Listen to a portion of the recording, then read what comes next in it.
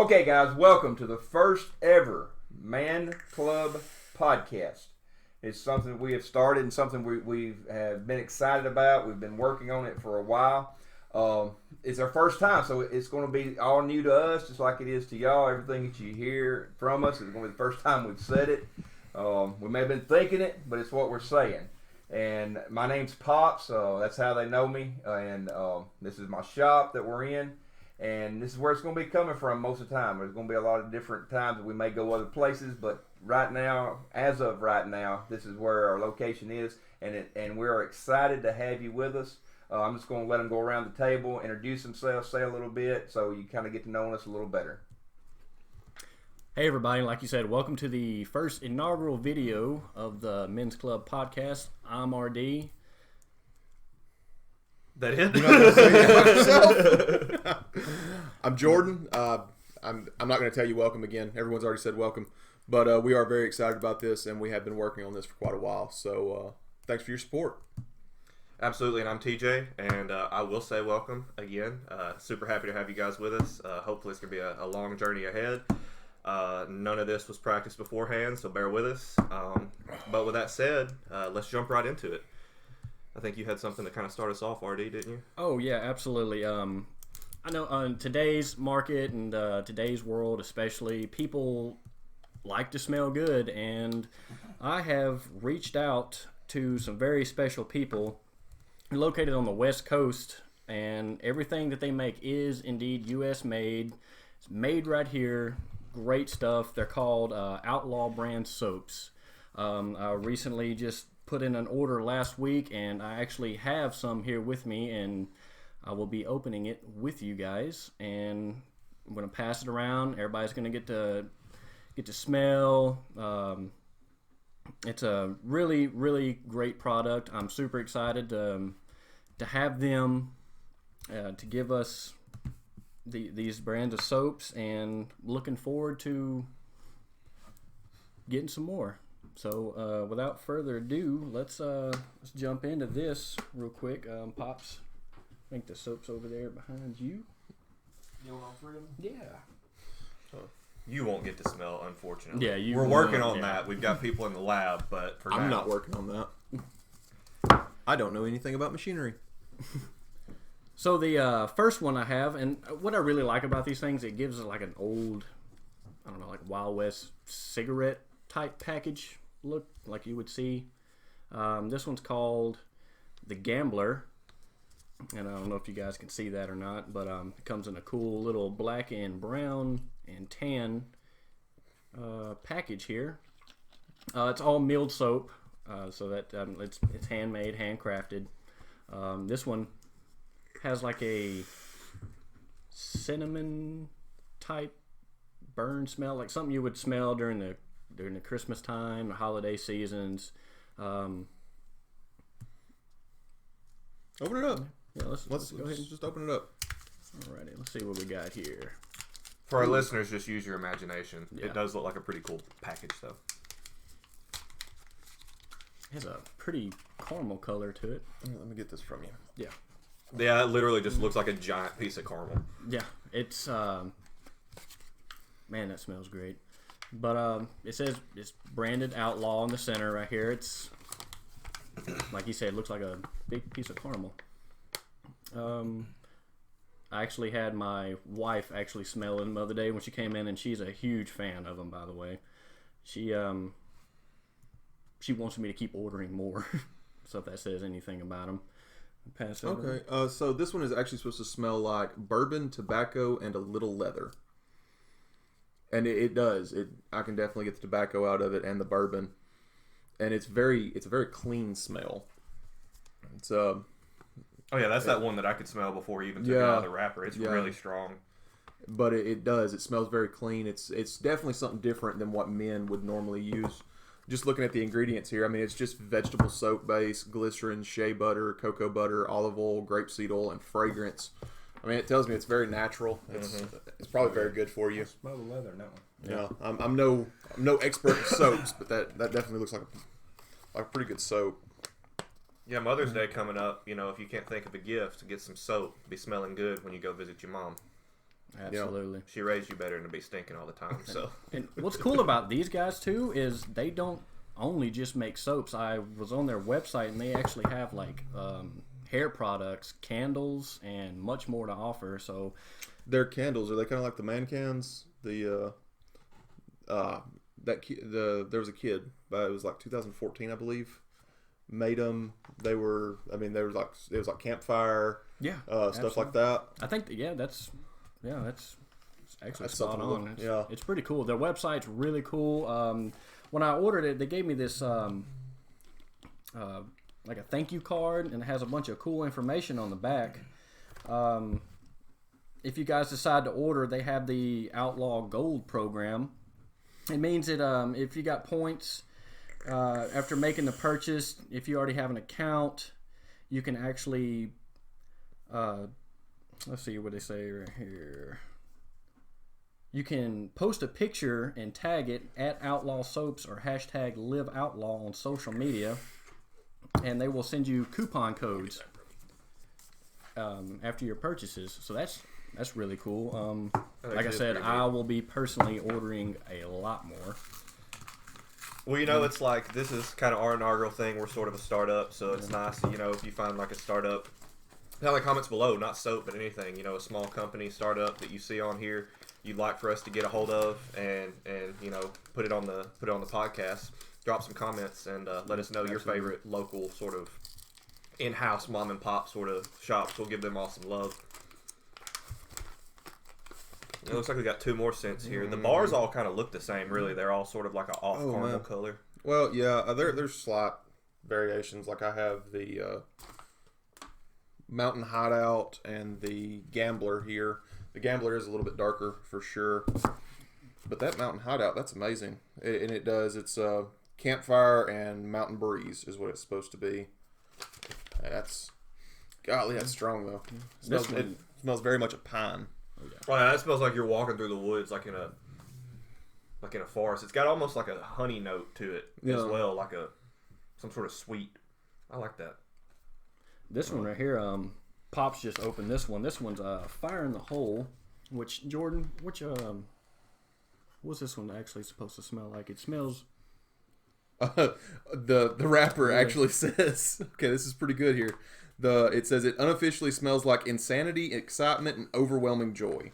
It's campfire, gunpowder, sagebrush, and a whole bunch of other camping awesomeness is what they claim. This one, I think personally, is my favorite. Mm-hmm. This one is great. I mean, yeah, this is the one that you let me smell of it. It doesn't smell like cinnamon, but it smells like it has some sort of cinnamon touch to it. Oh yeah. And I mean, the thing with that is my wife hates cinnamon. She cannot stand it anywhere near our house. But she actually smelled of that one and she loved it.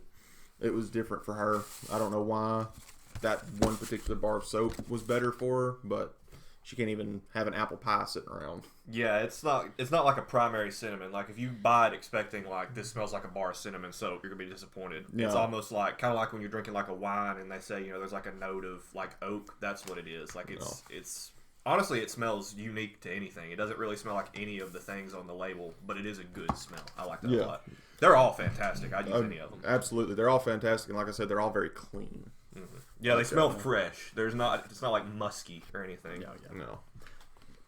They like I said, they're American made. They're actually located on the West Coast, and the people that sent me this card is Danielle and Russ Vincent. I'm assuming that they are the actual owners of Outlaw Soap, and they're new, and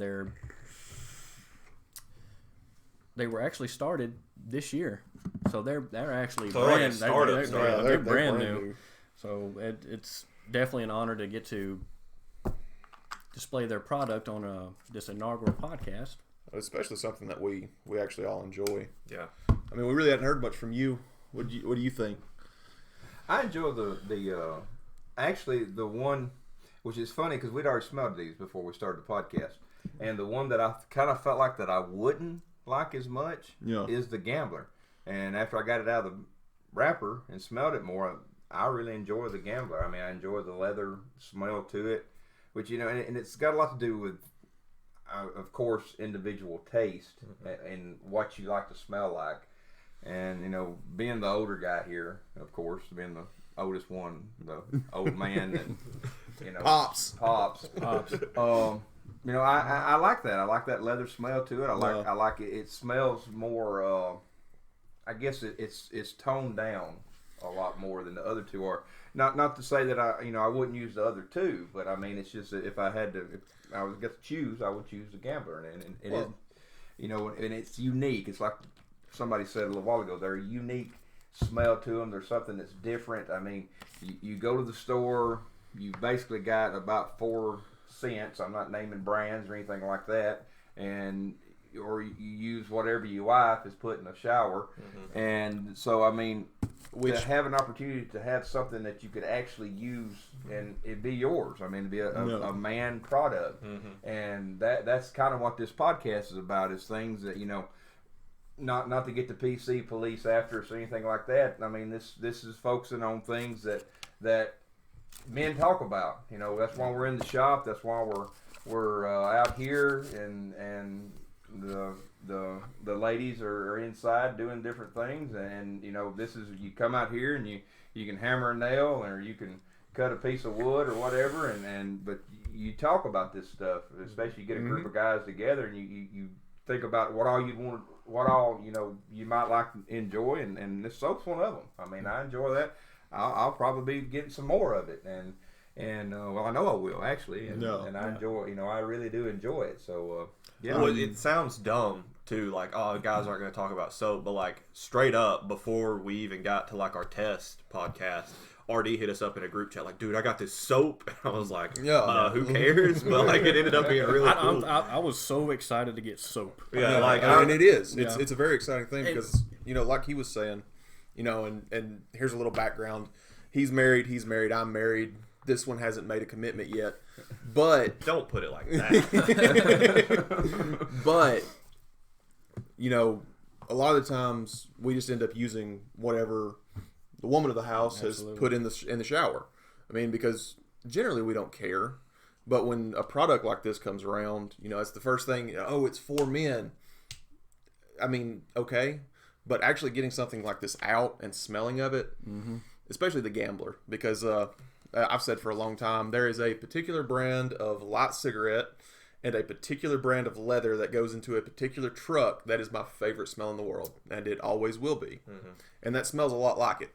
Well, so, and two, all your soaps that you can buy at the grocery store, especially the ones that are labeled for men, they all have a soapy smell to them. These don't smell like a soap. Well, it's not just that. They shoot for the... Oh, it's a sport soap, and it smells like sport. Bald eagles and... What is sport smell America. Like? It smells like... Freedom, yes. It smells like wolf testosterone. Honestly, if you want to smell freedom, it's a campfire. It's that sagebrush and just woodsy smell, or it's bourbon, cigarettes, and leather. And like, even saying that, like, you'll just have to get a bar and smell them, because all these things do not sound like something you want to be walking around smelling like. But it's not like you smell like you just walked out of the field. No. It's just they bring out that manly sort of touch to it, I think. So I'm really impressed. And like I said, my wife loves it. 'Cause I don't want to be smelling like raspberry pomegranates all day long. So this is a very, very nice touch, and I'm super excited for them. Another cool thing, they last a long time. And that's your typical superstore brands soap, like your raspberry pomegranate or your, fruity tooties. Well, I mean, not to really call any names or anything, but yeah, most soaps that are made for the supermarket, they're made for women, and women just aren't as hairy as we are. That's right. And the hair just shears off soap. But talking about this one particularly, like I said, smells just like pine forest. We've sat around and we've talked about a few different topics several times over, just to kind of come up with what we're going to be talking about here. And one of the things that we mentioned was the modern era man. And like I said, the modern era man doesn't care about soap. Modern era man really doesn't care about this one either. It's bushcraft. And what kind of skills that we've forgotten that really still apply today. Fire making. What was it last night? Y'all sat around and decided to roast marshmallows or something? Yeah, we had a marshmallow roast out in the front yard with the neighbors and had to start a fire. And and he was talking about earlier that he had to split these logs down because they were a particular type of hardwood. They're hickory, are they not? Yeah. Now, I'm not going to tell you where these logs came from because my wife will probably kill me before it's all said and done with. But they were hickory and they were hardwood, so he had to split them down. And how many people would know that? How many people would actually sit down and go, well, these aren't pine. There's not any tar in them. There's no resin. How do I get these to burn?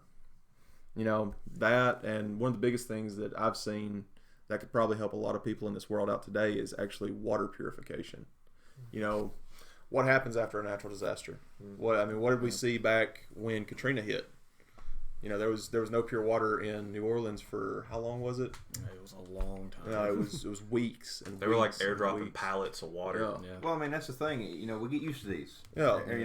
We've got to sit around the table. We drink them at work every day. We drink them when we get home, and it becomes a crutch to us to be able to go to the refrigerator, to go wherever you keep your water at, and just be able to reach in there and pull it out. And just like you were saying, in a natural disaster, a crisis, these things are not going to be there. I mean, it's not going to be.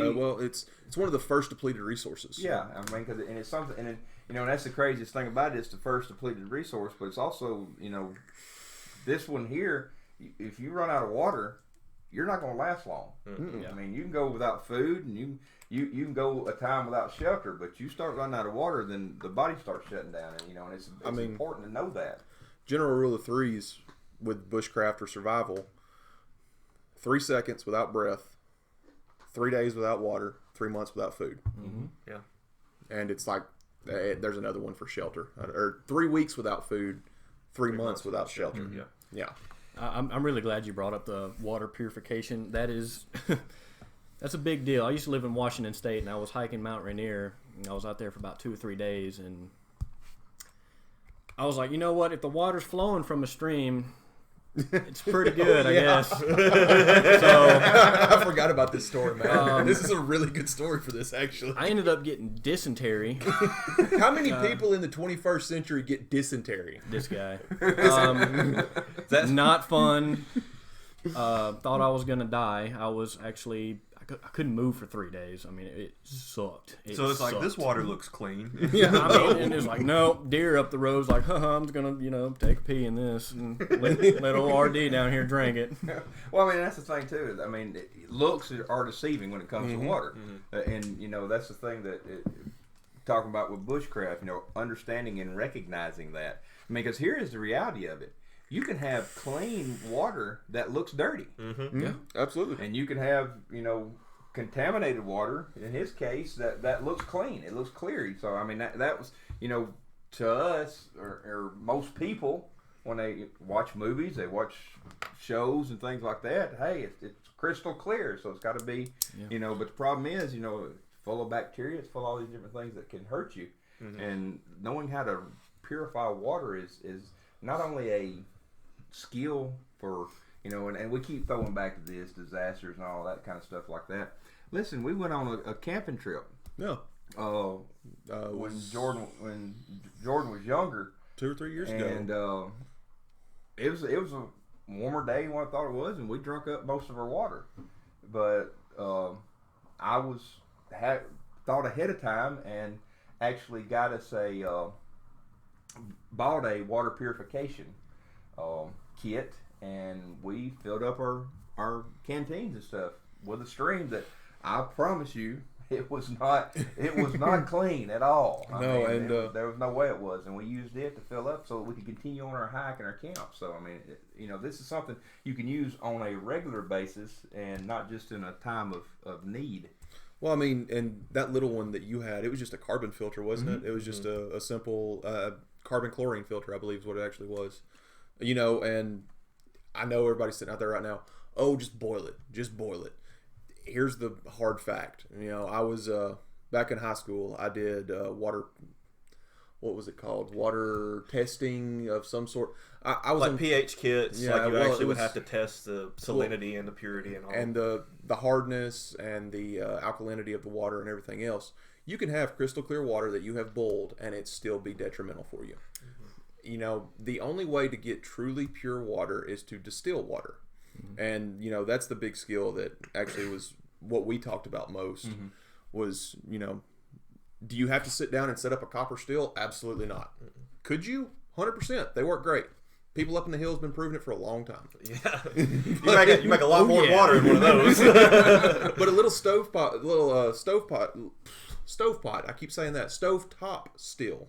Yeah. That you can buy on Amazon. They're excellent, and you know, you enter a time of crisis, you know, I'm not going to name anywhere, but we saw it in a place inside the United States, even though it's rare, that they don't have clean water anymore. And they were under a boil water notice and people were still getting sick. Yeah. So find you a, you know, just a cheap $20 still that you can put on top of the stove. And Well, and that's something you got to think about too with one of these, which obviously it's probably inferable, but for our audio, just a little plastic bottle of water, unlabeled. You know, I get upset about it too. Why am I paying for water? You know, everybody needs water. But the fact is, you're paying for someone else to make sure this is safe for you to drink, and then also the convenience of having it in a container. yeah, But, you know, access to water, even though it seems like a convenience, I mean, if we were to not have any bottles of water here, they turned the water off to the tap, or the tap was unusable. The closest source of water to us is probably a half mile in the woods. And even then, I wouldn't trust it to just drink, you know. I mean, it's hard to get whenever you think about it. I've just drank out of it before, but I don't recommend it. Like, and that's another thing. You have to kind of meter your risk. I mean, you know, I'm sure a lot of our older people that'll be listening, like, man, I grew up drinking out of the creek, and we all did too. Water hose. But at the same time, there is a certain level of risk to that you don't want to be taking. Build that immunity up. Yeah, didn't work for me though. You know, but just these small skills that men still need to look into today, because ultimately you've got to be the protector of your household. Yep. And if you don't have clean water, if you personally don't have clean water, that means your household doesn't have clean water. Yep. You know, and I think we were talking about something else the other day that kind of dwells with that. Oh, yeah. So just in terms of being the protector, I'm really big, which we all are, but I've kind of really delving into just the research and the looking on self-defense and personal protection. That's kind of a specialty that I'm not claiming to be the best. There are many, many people out there that are way better and more knowledgeable about it than me, and I try and learn lessons from them every day. But the fact is, 21st century man, firearms, you know, concealed carry, firearm at the house, whatever. As a protector of your house, it is a good idea to have a firearm with you, because you never know when things are going to go wrong or things are going to go south, and it's better to be overgunned than undergunned. Yep. And the sad fact is that you could be out with your family or with your girlfriend or just some friends, and something go wrong, and you be well within your legal rights to have to utilize that firearm on someone else and still end up in prison, because at the end of the day, it's not about what you know, it's about what you can prove in court. And I'm by no means a lawyer. I'm not giving legal advice here. You need to talk to your lawyer about that. But what I would recommend, and I personally use, is concealed carry insurance. So the fact is that you get into a legally armed altercation where you're within your rights, either at home or out in public, to have to utilize a firearm in self-defense. And you're going to have to go to court. There's probably going to be a trial, especially if the family of the person that was assaulting you hires a prosecuting attorney. And lawyer fees add up. I mean, even if you win the trial, your life could be ruined and your family's life could be ruined because you're in millions of dollars of debt. And so that's where concealed carry insurance really comes into play, because there are many of them out there. I'm going to touch on one that I personally have here, which is the US CCA. Do your research. There's many of them out there. See if it's for you. But basically what the USCCA and these other insurers do is, if you get into an altercation like that, they have insurance in place to pay for your lawyer fees, to pay for your bond, and also to just sustain you. So one thing that's probably going to happen is the police are probably going to confiscate your gun for evidence. Well, it could be months before you get that gun back. And if that's the only gun you have, you may end up in another situation within those few months that you are now without a gun. So the first thing that USCCA does is you tell them the value of the gun you lost, and they will replace it for you until you get your gun back. Yeah, and then no, that's one of my favorite little factors that they put in there because here's the thing, I know a little bit about insurance. I know a little bit about insurance. Shill. Yeah. Oh boy. But it's just like any other insurance, in my opinion. You know, car insurance, life insurance, health insurance. You never need these things till you need them. That's right. Yep. And you never think you're going to need them until you need them. Yep. You know, personally, I've been in one actual accident and a collision with a wild furry friend of mine 3 or 4 times. And, you know, you never think, oh, I'm going to hit a deer on my way home today. You will. Yeah. It just happens like that. You know, you'll never have the thought cross your mind when you leave the house, I may get into an armed altercation today. This deer just going to yeet itself through my windshield. Yeah, and I mean, that's the reality is it's these things that happen. You know, it's been said a lot, and I agree with it. It may be 1% of your entire life that you need something like that, but that 1% could be 100% of your life or your family's lives or their livelihood. And so I've just got some facts pulled up here just about the USCCA. They've got 3 levels of membership. I'm in the elite membership, which is their top package. It's $47 a month. Pay it, forget it. I don't even know what's coming out of my bank. And with that, you get so many things. So the first thing you get is your legal protection. You get your self-defense shield, is what they call it, which is $2 million worth of civil defense and damage protection. And they will also give you $250,000 for your bail and to fund your attorney. And then, of course, they give you the replacement fee for your gun. And then they actually have a 24/7, 365-day-a-year critical response team. So basically, whenever you get in one of these situations, your first call is going to be the police. Your second call is going to be to the USCCA, and your third call is going to be your lawyer. And I know that it's going to seem, and I've had this thought cross my mind too. It's like, well, I'm in my rights. You know, I don't need a lawyer. It's just going to make me look like a criminal. Be smart. Again, I'm not giving legal advice, but you have a Fifth Amendment right for a reason. Don't say anything until you have someone who is trained in that field to help you. Because, I mean, you have to consider your emotions are running. You might say something that didn't even happen and not realize it. Yeah. And I'm glad you brought that. I didn't personally. I've known about this insurance, but that's awesome. $250,000. Well, and another thing too is with the elite, I know, and I think the other packages as well. Another aspect of being the protector of your family is protecting your family when you're not around. And so, for an additional, I think it's $12. All of those benefits extend to your spouse. So if she's out with your kids or whatever, that is it. Just in insurance terms, that's a crazy rider, is what that actually is. It's a rider, and normally you pay about what you're paying for the regular insurance for a rider. So. And then on top of that, they give you, so there's an app you can get, and it actually shows, you put in the state you live, and it will show you on that map where your concealed carry permit is valid in the United States and where it's not, so you know kind of how to plan if you're making trips. Then they also give you access to, God, it's like a few thousand hours, and they're constantly adding online training, videos and exercises, and access to like training programs to better equip yourself in these situations. And then on top of that, you also get, for our audio viewers, I'm holding up, there's a magazine. It's the Concealed Carry magazine.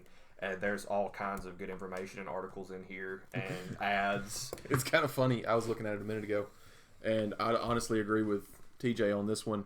There are some excellent articles in this magazine. But what we actually look at the most is the ads. Oh yeah, I rarely read mine. I just look at the ads. They've got some really cool stuff in here. It's like a sale paper, basically. I love it. I like the pictures. I mean, yeah.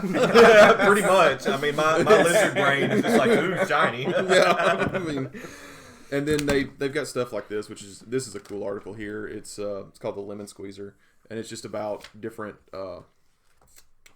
revolver handguns and how they developed and how they moved forward. You're really stuck on the pictures, aren't you? Well, and two, another thing they give you is access. So every year there is a concealed carry expo. So it's like any of your expos, your video game expos, whatever. It's a massive firearms industry expo, and if you're a member, you get in for free. You just show up.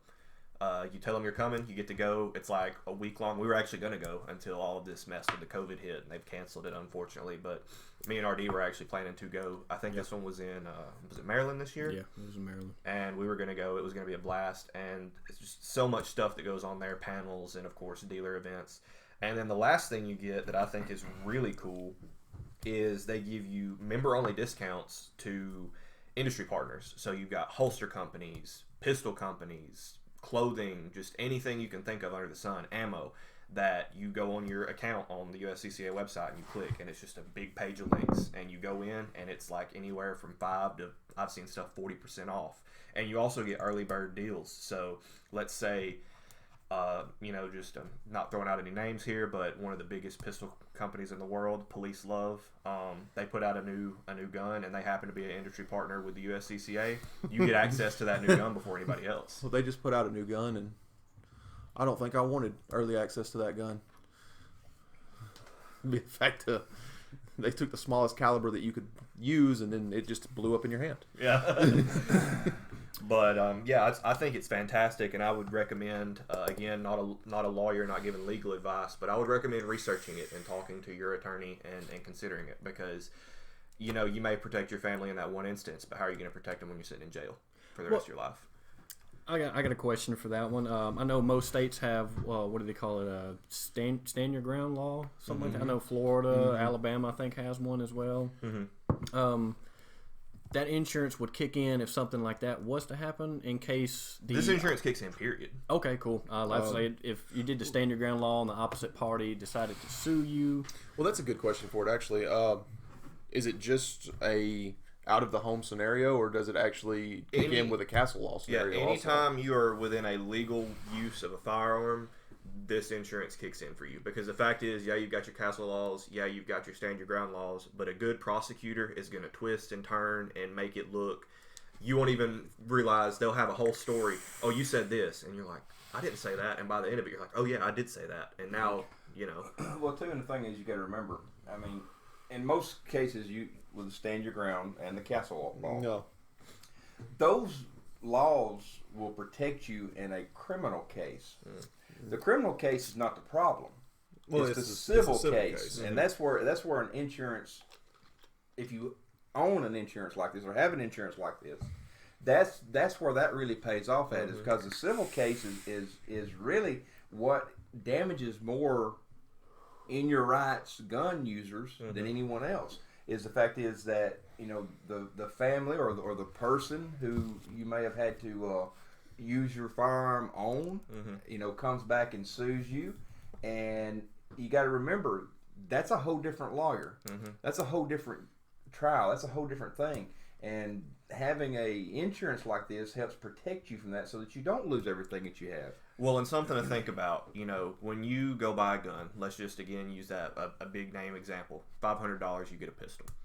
You actually haven't just spent $500 for that pistol. You've now spent $500 for that pistol, probably $100 for a good holster, and maybe some spare magazines. And now you're looking at least $100 to get yourself trained up with using that pistol and ammo. Hopefully more. Hopefully you're continually training. So that's an ongoing process. Now you're looking at upwards of $1 million for that pistol if you have to use it and you aren't insured. So now you have to pay for that lawyer that you have to get. And so now you're at, let's just say, $1,700,000. I don't have $1,700,000, but I own a pistol. So I'm not even going to say the 47. We'll be realistic. Most of you people that would be getting this are married and are going to include your spouse. So let's say $55 a month. What's $55 a month compared to, even if you never use it? I mean, that's the thought process with a pistol. Why do I need a pistol? I'm never going to use it until you have to. I mean,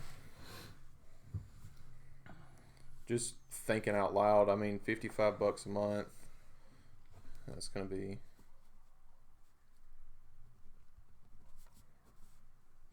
Jordan's our math guy. $660 a year. I mean, how many years? Do what? How'd you do that? How many years would it take for you to actually spend that money and come up to lawyer fees? Well, and even outside of that, if you're not spending $660 a year on ammo, I would think that you're pretty undertrained. I feel undertrained, and I spend about that much a year on ammo. I spend more than that a year on ammo. Yeah, Easy. absolutely. I mean, easy. That's an easy one. And it's not just the insurance. It'll be one thing, fix it, forget it if it was just the insurance, but you get so many other benefits. I like shooting my boomstick, so I'm gonna throw out a little bit more cash. Yeah, for some ammo. Oh yeah, but I mean, not to leave a sour taste in your mouth with something serious. I think we've got something about a cigar that maybe tastes good. Yeah, talk about enjoying yourself. Oh yeah, well see, if you haven't caught on yet of what this is basically a bunch of guys in show and tell. Mm-hmm. Yeah, pretty much. We bring 4 different subjects and we discuss them. We have some fun with them. And we're gonna do some really awful segues. yeah, there will be some awful segues. But I'm the old guy again. I know I keep harping on that, but I am. But I enjoy cigars. I'll really have in the past few years have really taken off with the ideal of it. And the thing is that a lot of people, and I know some people are going to say, you shouldn't smoke cigars. It's bad for you and all this stuff. And I get that. And if it's not your thing, it's not your thing. That's fine. But it is mine, and I brought one. Mine too. To the broadcast. Same. Today that I want to talk about. Now, those of you who smoke cigars, you're going to know exactly what this brand is, who this brand is, and know everything about it. Probably more about it than I do.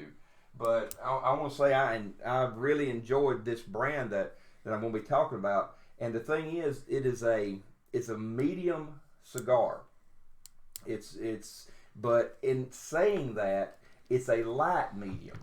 So go into that a little bit for me. What sort of cigars? Well, I mean, you've got your lights, you've got your mediums, you've got your bolds. Your bolds are going to be more of a darker leaf. They're going to be something that has more of a punch to it. I mean, there's a lot of brands out there that has punches, and I enjoy it from time to time. But now, just like today, this is the end of the day. We're closing up here, and this is a good, at the end of the day, after a hard day's work, you've got your day made, and you want to come in, you want to enjoy yourself. You don't want something that's going to be overpowering. And this is one that I would recommend for it. And I'm going to tell you the name here in a minute. And like I said, when I tell you the name, and some of you may be able to see the ring and know exactly what I'm talking about. But it's a cigar that, first off, it made the top 25 cigars of 2 different years, 2010 and 2016.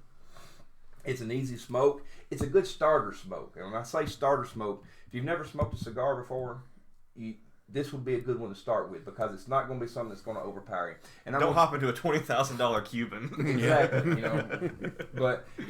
But in saying that, here's the problem with most people: is the fact is that their first cigars are the gas station cigars. And they're out there, and some people enjoy those. But let me explain something to you. When you smoke a gas station cigar, I like the grape on my lip. You're smoking basically a brown cigarette. Is what that is. Yeah, pretty much. Just a big fat brown cigarette. I don't care what they put on the label. I don't care what they put on the package. Smoothest flavor. I don't care. You may be into peach and grape. I like my fruity tutti cigar. You may like applewood. You may like all these different things. But I'm going to tell you right now. Just grape. If you've never smoked a quality cigar, then you don't know. You wouldn't know the difference. Number one, but you'd be surprised how much better a quality cigar smokes. And I'm going to tell you right now, this cigar right here. And I did a little fact checking today to see this cigar in about every online store that you can go to. It's going to run you between $7.50 and $8.50 a stick, and that's a single cigar. And so I'm just going to go in the middle, $8 cigar here, that you're going to get a quality smoke from, that you're going to get an enjoyment from. It's a creamy cigar. I mean, when I say creamy, it's got a smoothness about it, almost a silkiness about it. And let me go ahead. It's a brick house. Now, the camera can't really pick up what I'm trying to show here, but the label in itself. Just step up there and show it. The label itself is unique. It has a story behind it. Now that label represents something. About 80 years ago, a man by the name of J.C. Newman began making hand-rolled cigars. Now, in his small town that he lived in, his house was the only brick house in that town. And it kind of sat on the end of the street, down at the other side of the road. And the locals began to gather there. They would treat it like a tavern, like a bar, and they could come over there and they could eat and they could drink and they could enjoy themselves. But more importantly, they would begin to smoke Old Man Newman's cigars. And he built up a reputation of being such a wonderful cigar maker. And then something happened that affected a lot of people and really a lot of cigar makers in that era. The Depression hit. And when the Depression hit, it caused him to have to go out of business. The brick house closed down. Well, years later, his relatives started back making cigars. And this is one of the very first brands that they made. This is a Connecticut, by the way. And it's a Mighty is the name of the cigar itself. It's a 6 1/4 by 60 gauge. Now the gauge is of course the roundness of it, and it goes a lot. You know, I've been told, and what I know about them, it goes a lot kind of like a ring size, and that shows the thickness of it. And there is a difference. There you can see them as around as a ink pen. And you can see them as big around that you can't even wrap your fingers around. $50. So, I mean, but it has to do a lot with the size of smoke. And when I say size of smoke, the time that you're going to have in it. So it's important too that you when you smoke a cigar, especially a quality cigar, is that you know how long you got to smoke it. Because here's the thing, and here's the secret, and I'm going to give you this one for free. Yeah, no charge here. And I'm going to say it again, do not relight a quality cigar after you've burned it. Because all you're going to get is a bunch of nasty. That's all that's there. I mean, there's the term for it, reburn, for a reason. It is. Yeah. And it's very smooth, and this is a very smooth one, and it's like I said, it's a medium cigar. And I'm going to give you another quick story here on this, and this one's free too. I want to tell you how I've come across these Brickhouse cigars. I was in my favorite cigar shop, or one of my favorite cigar shops. I've got them all over. And if you go to them for a little while, you start becoming a regular. And they know you. Well, the problem is also the other regulars know you. And you know them. Well, I'm like a lot of people out there. I'm not antisocial. I just don't like being around a lot of people. Especially when I'm smoking my cigars. I like to sit down and enjoy it. Well, I was in the humidor, big old walk-in humidor. I love going in humidors. I think that's why I like that Outlaw soap at Gambler. It does have that smell to it. And that humidor smell to it, because you go in there and you see all these fabulous cigars, and you get to take in all the. I mean, all your senses are hit with when you walk into a walk-in humidor at a quality shop. And I was in there, and there's another old guy in there, and you got to know this type of guy. You got to know exactly who he is, and he, he's the type of guy. You ask him what time it is, he's going to tell you how to build a clock. So I mean, you got to know that. I mean, and I knew him, but I made a mistake. I asked him how he was. Well, he began to tell me how he was, and I only had a certain amount of time to be there, and he was taking up my time. Well, I'm looking around. You know how you do when you're talking to somebody and you kind of want to get away from them. You start your eyes start wandering around different things, looking at different stuff. Kind of make a hint. You don't want to say, "Listen, buddy, I'm tired of talking to you." So he continued to talk there, and I was looking around. Well, I come across a sampler pack of these Brickhouse. It's sitting there, reasonably priced. And I thought, man, I'll get that. It come with 4 of them, 4 different sizes, 4 different flavors, and so I got that sampler pack and got away from him finally, and I got to smoke this for the first time, and I really enjoyed it. Now I've been wanting to smoke this since we started this podcast, and I'm going to smoke it now, because now I can, because I was afraid it would fill up everything. You wouldn't be able to see us. It'd be like we was in London somewhere. Sitting in the deep fog. With fog on. But I'm going to tell you right now, like I said, please, please, please, I'm not advocating underage smoking. I'm not doing any of that stuff. If you're of age and you've never had a Brickhouse cigar, but you've always thought, hey, I would like to try smoking a cigar, try this one. try this one out first. And I'm telling you, once you smoke your first one, you won't go back to the gas station and get them grape ones. Well, and that's the thing with it. Like you said, they're kind of just overgrown brown cigarettes. And if I'm not mistaken, and someone correct me on it if I'm wrong, cigarette tobacco is the worst of the worst. It's sheet tobacco. Well, they make big press sheets. Well, it's the last. Also, it's kind of like a pulpwood. You don't go out and spend a whole lot of money on pulpwood. It's. And you need help with that? You having trouble there? Well, my lighter ain't working. What are you gonna do? Fix that. I got something to fix that. Making creme brulee now. Oh yeah, that'll do it. That'll work. Creme brulee. Get in the camera here. Let him see what you're doing. Here's the thing too, and let me show you this. You see the cowboys all the time. They just light them up with their cigars and they just stick the flame up there and they go smoking it. Well, on a quality cigar, you don't want to do that. You want to get it burning just right, because you're not trying to scorch the tobacco. You're not trying to give it that burnt taste. You just want to start getting just a little bit red. And when it starts getting a little bit red, you give it a little twist. And you keep turning it till you start seeing it, and it'll go from red, and then it'll go to gray. For our audio viewers, Pops has an industrial blowtorch. Now, also, I don't recommend using a blowtorch. It just happened to be what I had close by. My lighter wasn't all the way working. But once you get that just a little bit gray, just on the end there, you'll start to see it start to flame around. Well, then you want to kind of round your wrapper just a hair.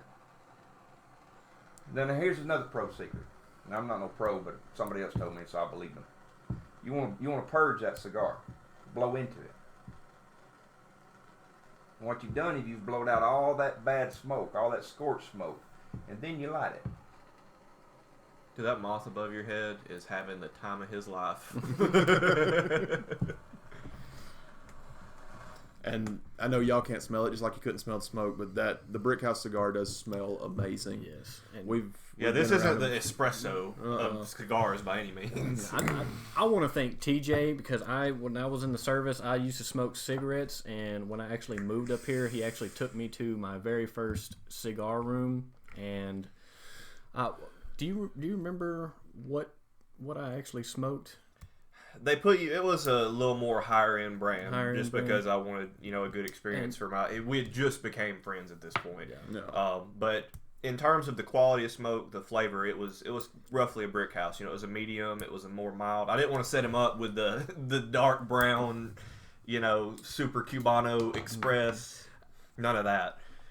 I was hooked from day one. I mean, you won't ever see me pick up another cigarette, but.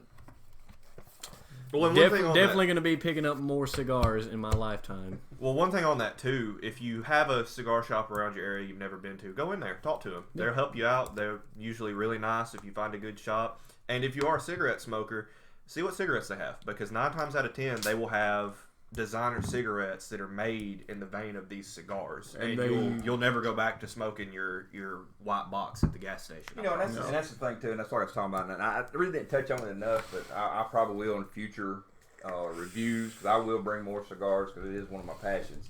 But I mean, there's a difference between filler and cut and broadleaf. Mm-hmm. And most of your quality cigars that you go to a cigar shop and buy. And let me add that what TJ was talking about. But if you've got a cigar shop around you and you've never been to it, go over there. Mm-hmm. Yeah. Talk to the aficionado there, the store owner or whoever's there that will help you. Tell them, say, listen, and don't be ashamed of it. Don't be scared of it. Go in there and say, listen, I've never smoked a cigar in my life.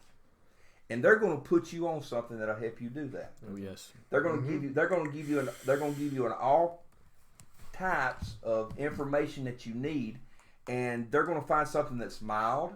They're going to find something that's smooth, because they don't want. Here's the reality of it. They want you to enjoy it. Mm-hmm. Well, I mean, yeah, and that's the thing. Most of them that I've encountered, especially if you take someone in there for the first time, the first thing they're going to ask is, well, what kind of flavors do you like? Yeah. Do you like coffee? Do you like chocolate? Do you like vanilla kind of guy? Are you sweet? Are you spicy? There's another brand I'm going to bring later in future broadcast or podcasts.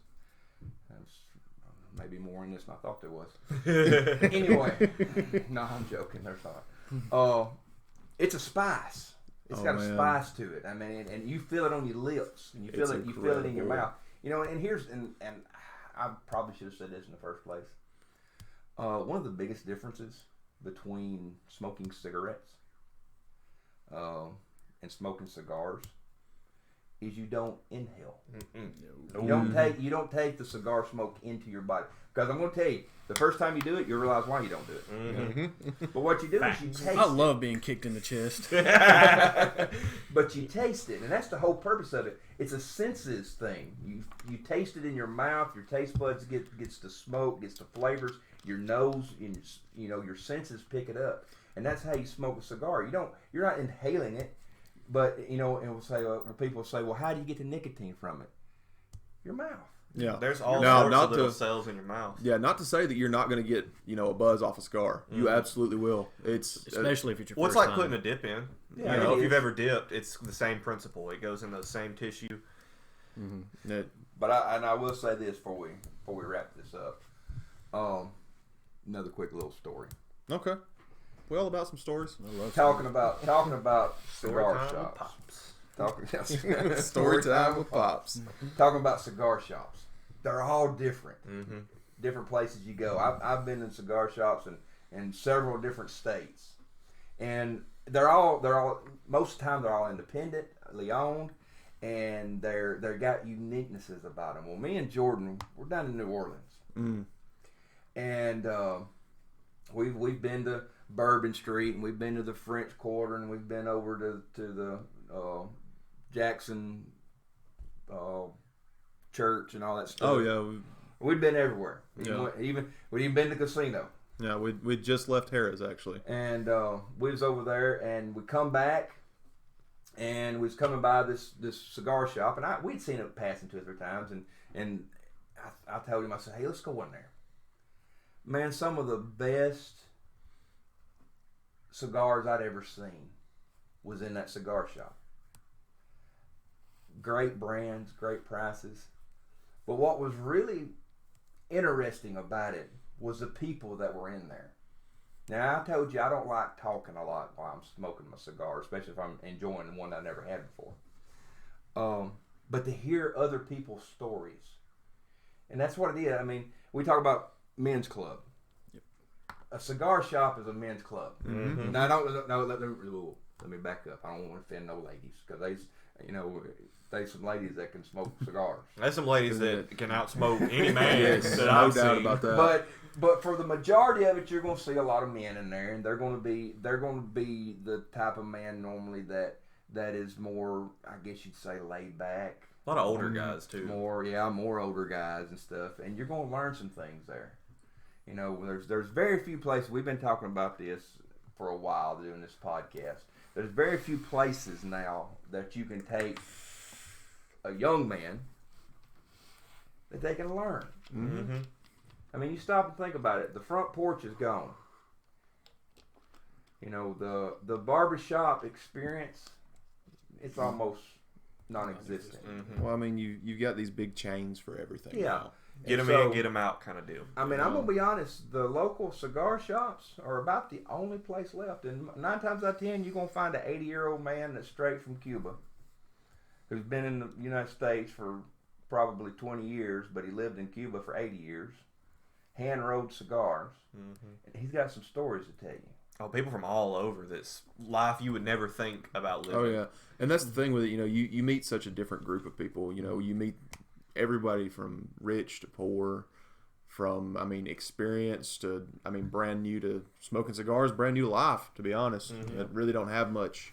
And then that's where I was spoiled, and I think TJ, my first experience, the guy behind the counter that actually gave me my first real cigar, he had this real like early 1900s look to him, the mustache. The room smelled amazing. He even poured me a glass of scotch on the rocks, gave me a cigar, lit it for me, showed me how to do the whole thing, and it's a very unique environment, and it was one of the best best experiences I ever had, like getting to sit down and just enjoy the night and smoke a cigar. And it's definitely something I highly recommend to all my viewers and everybody listening. And there'll be more stories like this. Like I've had 3 or 4 pop into my head. It's just, how we doing on time, Pops? We're going to have to wrap this up. Yeah. Before we go, just like at the beginning with the soap, if you are a cigar smoker and you listen or you're watching on YouTube or whatever, hop in those comments and let us know. What are some of your favorite brands, your favorite flavor profiles? What are some of your favorite shops where you're from? Hey, put in comment in there some cigars that you like. It may be something I have never tried before, and believe me, if I haven't tried it, I'll make a mental note of it and I'll bring it up here because I'm not afraid to smoke cigars. I enjoy it, and it's one of the things that I do a lot of. And going on that, now listen, we're not professionals. We know that. Before you tell us how bad we are, we know that. Yep. But we want you to tell us how bad we are. Mm-hmm. We want you to tell us if we did anything right, if we did anything wrong. We want you to tell us this stuff because those comments are important to us, negative or positive. Because we're going to use those because, let's be honest. Let's be honest with ourselves. We can't go but up. No. We're ground level. That's what's going to happen. So, I'm serious about that. If you've got a comment for us, put it in the comments on, we're going to be on Facebook. Be looking. Now, like I said, it's the Man's Club. We don't have it up yet, but it's going to be up pretty soon. We're going to have an Instagram. We're going to have a Facebook. Twitter, and be looking for it. Be check back every couple of weeks and see if we ain't got it up yet. We've got our media savvy people working on that. And if you haven't figured it out yet, it's no one in this room. And we're going to be getting that up, and we're going to be looking at it. We're going to be answering things. We want to get involved with our community. We want to build a community in this, and we want to be involved in it. We want to build some supporters that want to support us with it. But more important than anything else, we want to have conversations with people. Well, we want to build a men's club. Yeah. And we've all got stories to tell. You got a short story? Put it up.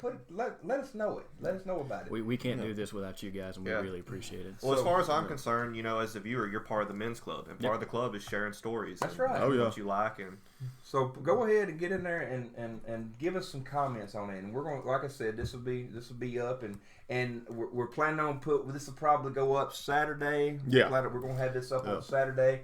That'll probably be a regular thing. Our podcast, our audio, or video, all will probably go out on Saturdays, and so be looking for it on Saturday. As we get more, I guess, tuned in with what we're doing, we'll start having more of a specific time that we're putting it up and stuff, so you know about it. Yeah. But be looking for it on Saturday on YouTube and what I was going to say, what platforms can they find us on? Oh, we have some video and some audio. Yeah, I've got that. We're going to, nothing's set in stone, but we're going to be shooting for YouTube, Full 30, and possibly Twitch or Mixer, just kind of depending on, we know their systems have been having some problems. Mm-hmm. And then as far as platforms for audio, we're going for Spotify, Apple, and SoundCloud for right now. So pretty much all your favorites. Yeah. So, you should be able to find us. And, just give us a shout out with it and let us know that whether you like it, you don't like it, what you like about it, if it's, whatever it might be, just get back with us on that. Yeah, like, comment, subscribe. Yep. All the fun stuff. Smash that like button through the table. So anybody else got anything? I think we're good. I wish you guys were in this room right now. It smells amazing in here. Oh yeah, no. Between Outlaw Soap and this wonderful cigar, oh my goodness. Yeah. There's nothing wrong with leather and tobacco. I can guarantee you that. See anything else? Anybody else?